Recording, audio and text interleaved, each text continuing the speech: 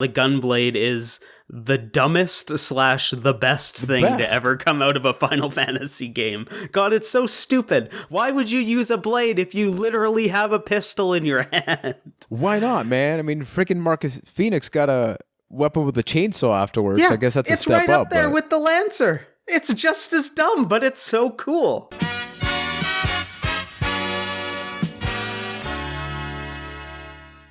Ready to feel old? 1999 happened 20 years ago. And recently we were looking at the top 10 games, top 10 movies of the year. And dare we say, 1999, one of the best years in entertainment history, which motivated us to work on 2 different episodes about that year. So this one, we're going to be talking about our favorite video games from 1999. And then next week, we're going to be talking about our favorite movies right here on A Cast of the Past. You can check out a brand new episode each and every Sunday. And I feel like this is going to be a nostalgia 2-week pack because it's just so much good stuff. So let's get right to it with yours truly, Juan Velas from Puerto Rico. Joining me, we got from Boston, Massachusetts, Mr. Ryan McNulty. Now, Ryan, which was your main video game console of choice for 1999 and why? So 1999, it was probably a mix of PlayStation and N64. I did own both at this time. I was probably playing a lot of Tony Hawk at the time, to be honest with you. But that may not be my pick. But before we get to that, we got from London, Ontario, Keith Poshik. Same question to you, man. A preferred console? I think it would have been the N64 at this point. I'm not 100% sure if I had both the PS1 and the N64 at this point, but I know I at least had an N64 and a PC, so I think it was a lot of going between the two of those, and I got a PlayStation 1 late, so it was a lot of going back and playing games then. Yeah, sounds right. For me, I was definitely more of a PS1 person, though by this time I did have the N64 as well, because I remember playing a lot of Pokemon Snap, but there's one game that did come out this year that's like, yep, I'm pretty sure that was the main console that I was playing, but I'm going to get to that very soon. And for those that follow us on Instagram, rest assured we are going to bring up your listener picks once we talk about our games. So, Ryan, are you ready, my friend, to talk about your favorite games from 1999? Absolutely. So, yeah. I'm going to throw a couple of honorable mentions out just real quick, but these are games I didn't play till much later, but they did come out in 1999. So first of all, Silent Hill, I bring it up all the time. We'll be spending a lot more time talking about that series later on, especially once we get to a spookier month, if you will. But yeah, I didn't play that till many, many years later, but great 1999 game. Another game I want to bring up, I've never beaten it, but Shenmue for the Dreamcast. That is a very ambitious and, going back to replay it, given the voice acting, a hilarious game. Okay. Whatever you chose to describe Shenmue was going to to be very important to this conversation. Keith had this look of hilarious. Ryan. I didn't get too far, but oh my god, you could make a 1,000-page book out of the amount of memes that you could get out of that game, just how funny the voice acting is. But either way, we talked about PlayStation N64. This is actually a PC game that I played a lot of in 1999, and that is Roller Coaster Tycoon. Now, I was super pumped to get this game, and my god, did I play the living crap out of this game. Just Forest Frontiers, man.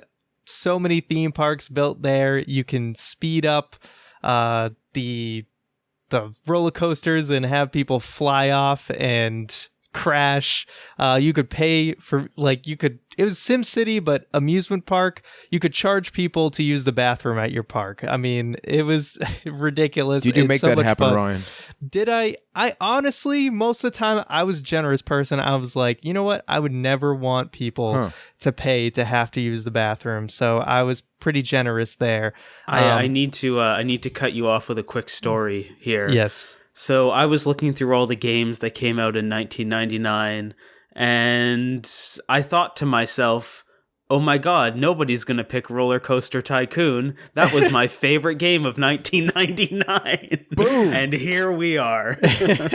I totally squashed Keith's pick, but honestly, I did play the living crap out of that game. As did I. And God, I love that game. Yes, it is a ton of fun. So yeah, Keith, I think, I'll let you have some of the floor on this since you did have so much to say.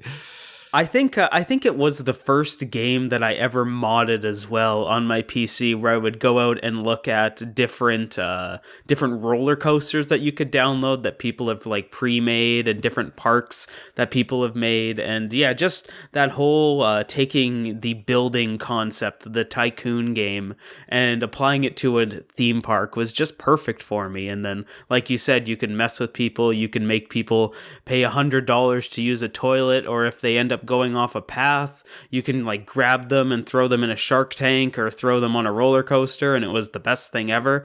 Roller Coaster Tycoon is just a wonderful game. Sometimes I still go back to this day and play through some of those early scenarios, just because it had like a single player objective mode where you had to like, oh, you have 3 years to build a park that gets a fun rating of 80%, and a bunch of scenarios like that. God, I love that game so much. I'm so sad, though, because I'm thinking, man, I can team up and talk about Zoo Tycoon, but that one came out in 2001. But I love the game for the very same reasons. I wasn't an asshole like you guys and charged for bathroom entries, but I love to play that game. Although I'm saying you guys aren't assholes, I was totally the one that I would build an entire zoo. And if you hit the delete button and the cage opens up, them lions go loose. And it's so I could have done that. Yeah. The only thing equally great. as satisfying is sicking Bowser on a city in Sim City. It was good times. Never got a chance to do that. But any other particular game, Ryan, that when you talk about 1999, that really brings out that passion for you? I mean, this is a game we covered. So if you want to check out that podcast episode, it's Pokemon Snap. I really love that game. Very short game, as we mentioned in the podcast. It's kind of the perfect rental game. But that was a ton of fun because that just came out in the height of the Pokemon craze. And it was really your chance to see Pokemon in a different way, in kind of the environments in which you could imagine that they might exist in the outside world, as opposed to, how you were traditionally used to just seeing them on an 8-bit Game Boy. So Pokemon Snap is another favorite of mine from 1999. So, Keith, in your case, aside from Roller Coaster, which Ryan kind of stole from you, is there any other game about that year that you love? Now I have to scramble and find something new, but before I do get that, to work. I do have an honorable mention I want to bring up, and I'm not going to make it my game because there is a bit of an asterisk beside it that the Japanese version is what came out in 1999, and that's The Legend of Dragoon for the PS1. I knew it, man! It's probably the best RPG to ever come out, and JRPGs were my jam back in the early 2000s, so I went back and played a lot of JRPGs once I got a PS1. I think it was around 2001, 2002. I didn't get a PS1 until the PS2 came out, and just going back and like playing Final Fantasy VII, playing Final Fantasy VIII, Legend of Legaia, I think I touched as well. Legend of Dragoon was my favorite by a mile. I still think it is a crime that game has not been remade. I love it so much. The combat system, even though it is turn-based, I loved the whole button mash interactive combos in the middle of it. It blows my mind that not many games have taken advantage of that. It was my teenage angst years, so I just really loved some of those characters as well. They hit me right in my puberty as hard as they could.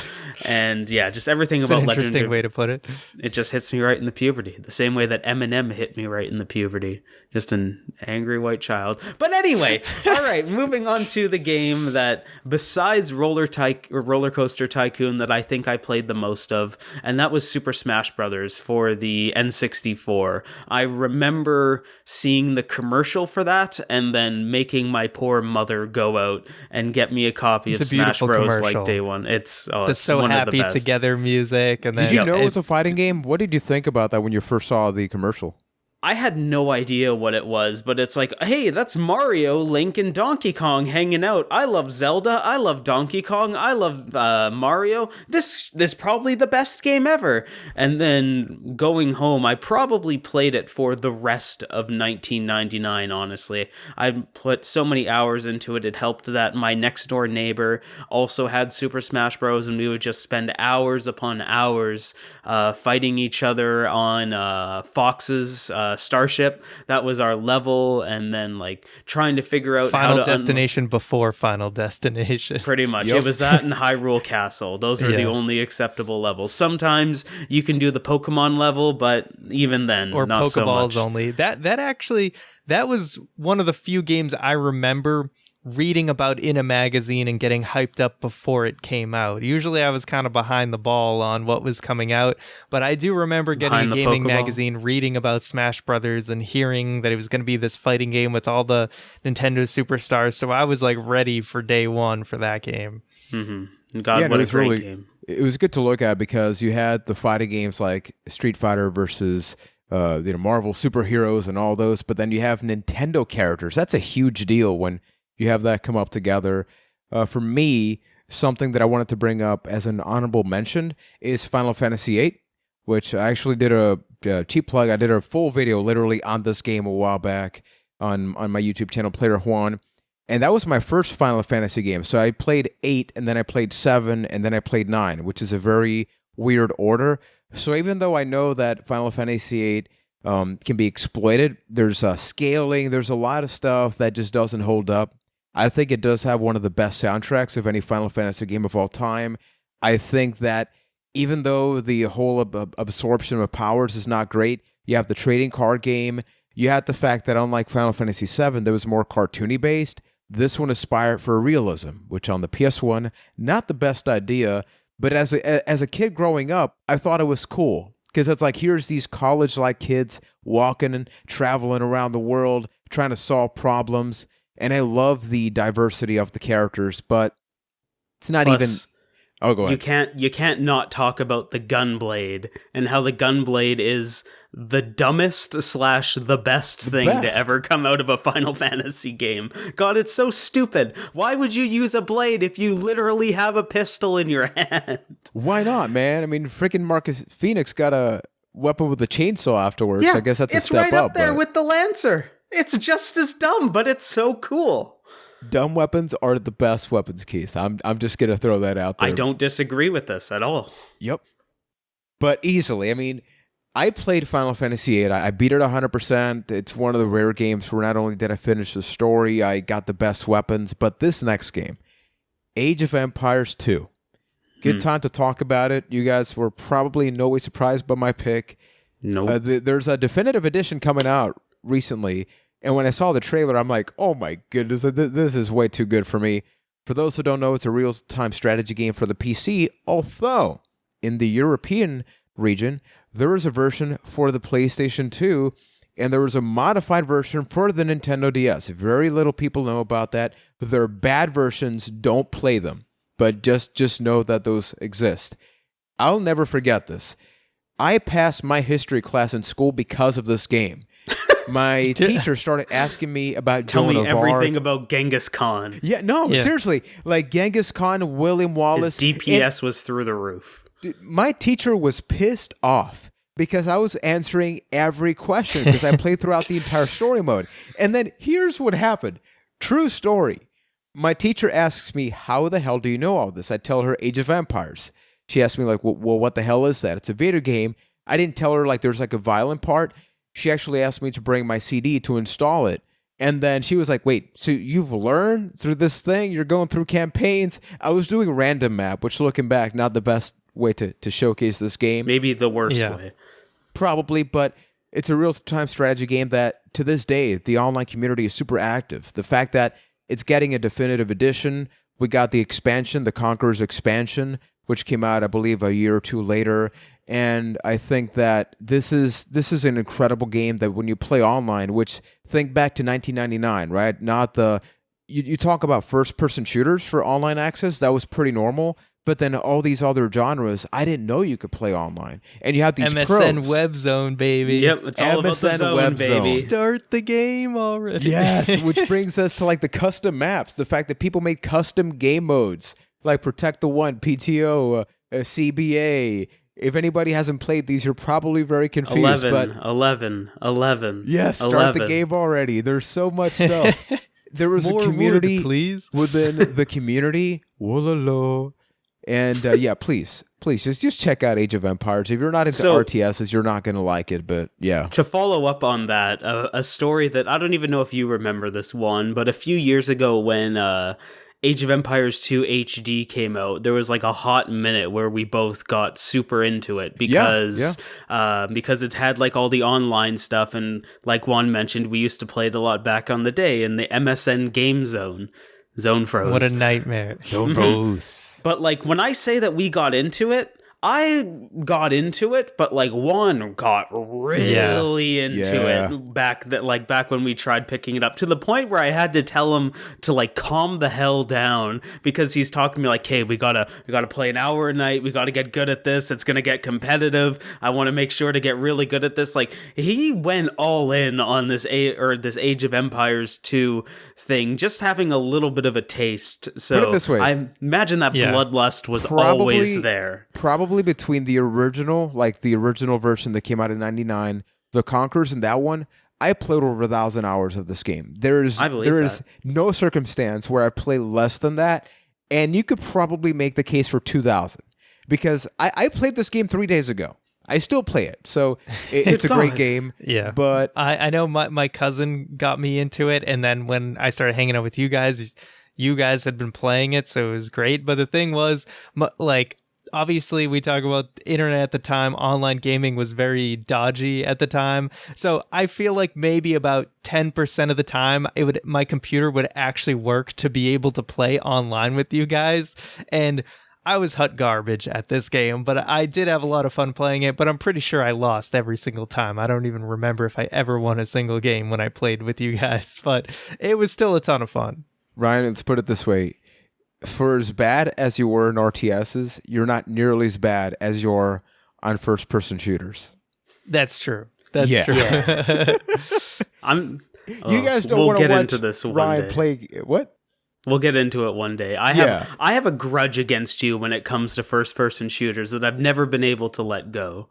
Me? No, with Juan. Okay, I was like, what the hell did I do? Really? Yeah, what did I do? Okay, we'll get into this now, because I don't know, maybe it came out in 1999, who knows? So, back when we were in the early days of the internet, when we were playing games together, we eventually installed Quake 3 Arena. It's a classic, but up until that point, I'd only really played first-person shooters on a console. So I'm installing Quake 3, me thinking this is the normal. I go to plug in my computer controller, and it was like one of those weird aftermarket controllers, because nobody had figured out computer controllers at that point. This guy, this Puerto Rican fool, laughed at me for using a controller in Quake 3, and I've never been able to let that go. I've held this grudge for 20 years now. Keith. It's a bad decision. But is it worth laughing at somebody over? No, it's not. Yeah, it's Ryan, not. Thank you. You kind of deserve that, Democracy. man. No, I don't. It takes about 10 seconds to realize that mouse controls are far easier for first-person shooters. But if it's an option, controller. It's an option. I plugged in a controller and it works. It's not worth laughing at somebody over. It's not worth bullying a man because he wants to use a damn controller in Quake 3. Okay, and I've never been able to let that go. Keith Potion. And I hate you for it. We were 14 years old at the time. You were not I don't a man. care. You were and a now boy, Keith. I'm almost 30 and I still think about it. Seek therapy. It bothers me. There's really good help. 1-800-981-00... No, I forgot the name. I have the mental health podcast. I forgot the damn thing. Quake 3 Arena came out on December 2nd of 1999, so it's valid. My grudge is valid for this episode. You realize, Keith, that this is setting up for a Juan versus Keith Quake 3 video at some point. No, it's not. It's setting up for an apology from you. Is what I deserve. Crap. Bull butter, Keith. Bull butter, okay? Oh my God. With that being said, okay, Ryan. I feel like you got to calm us down. We have some lovely listener picks from people that follow us. A Cast of the Past on Instagram. As Keith and I cool off, could you read some of these and maybe we'll react? Or Keith can yet again try to justify the unjustifiable. I'm just gonna say, Ryan, go. I'm just going to say that I need a second to pull this up because I totally didn't have this ready. See, it's like Keith with the controller. Ryan doesn't even have the agenda on. Okay, I'll be prepared in a moment. I was just ahead of the curve because how many games now are preferred with controller on PC? There are games that it's the first thing you see when you boot it up. I was just trying to be ahead of the curve. Hey, you know what one of the best first-person shooters of all time is? Halo. You know what you played Halo with? A controller. I understand it didn't come out till later, but still. Yeah, but then when Halo, but guess what? When they came out with the PC version of Halo 1, guess what I wasn't using? A controller. Oh my god. Anyway, let's jump into our listener picks here. These ones coming from the Instagram, and you can follow our Instagram at A Cast to the Past. So this first one from WT Famicom, they said the Nomad Soul is an adventure game developed by Quantic Dream and published by Eidos Interactive. It was released for Microsoft Windows in 1999 and Dreamcast in 2000. Have you guys heard of this game? I actually never played it. No. I thought that Max Payne was Quantic Dream's first game. I guess I was wrong. Yeah. Well, I'm curious about that. Might be something we have to look at in the future. This next one comes from Sephiroth Gaming 1999. They said, much like Juan, they said Final Fantasy VIII. They also mentioned Resident Evil 3 and also Age of Empires. Huge honorable mention and for Age me. of Empires 2, as we just talked about. RE3, great game. Yeah. Put it this way, just quickly. 99 was such a big year, none of us mentioned Resident Evil 3. Yeah. But it's like you have so much to choose from, right? It's true. Many options. So Coral DeVal Jr. also mentioned Resident Evil 3. And then Bar Garofalo said Age of Empires 2 and the Conqueror's expansion. So I like these a lot people. of popular picks. Kekachu 1987, interesting name. They said Power Stone for the Dreamcast. Yes. Now, I only played the second one, but did you guys play the first one? I owned it. The Dreamcast was my main console of choice. I still have my original Dreamcast here. I actually grabbed it today. What are the odds? And Power Stone, for those who don't know, imagine Super Smash Brothers, which is insane that I didn't even know this. The same year that Smash Brothers came out, so did Power Stone, and it was one of the launch titles for the Dreamcast. It was free roaming. So in many ways, it took what Smash did in that same year. Obviously, didn't have the iconic characters, but it did more with it. Yeah, I guess it's just like Dreamcast versus N64, so what are you going to do?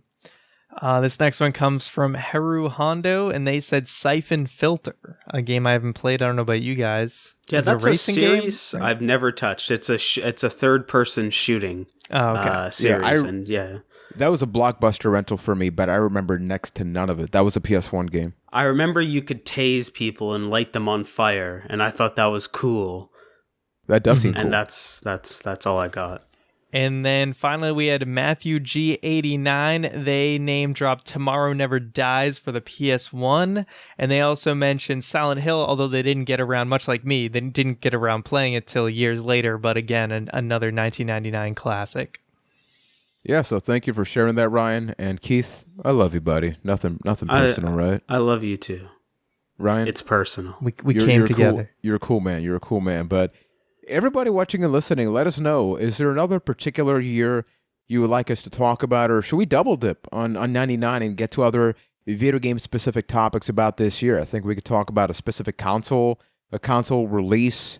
We definitely want to do these episodes that, although we do full-length reviews of specific video games, there's something cool about just grabbing a year, talking about it, because it wakes up the nostalgia factor, gets the blood flow going. So if there's anything you'd like us to do in addition to this about this year or topic, let us know by sending an email to acastofthepast@gmail.com, Cast of the Past on Twitter. We also have a Discord, nameofthepodcast.com/ Discord. And remember that we are not done, because next week we go back to 1999, people.